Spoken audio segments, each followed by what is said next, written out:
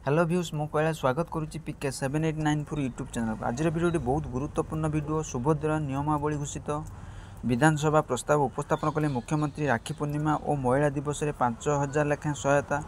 5 वर्ष योजना उपकृत हे 1 कोटी अधिक महिला। आशा करी भिडियो भल लगे लाइक शेयर सब्सक्राइब करें, बेल आइकन दबाइबे।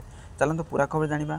निर्वाचन प्रतिश्रुति पूरण स्वरूप राज्य सरकार बहु प्रतीक्षित सुभद्रा योजनार नियमावली बा एसओपी स्टैंडर्ड ऑपरेशन पुजीओरे आनी मुख्यमंत्री मोहन चरण माझी। शुक्रवार विधानसभा यह उपस्थापन कर। गुरुवार कैबिनेट रे सुभद्रा योजना एसओपी को मंजूरी को मिलता। यही योजना प्रति महिला को 2टी पर्यायर 5000 लेखाएं प्रदान कर।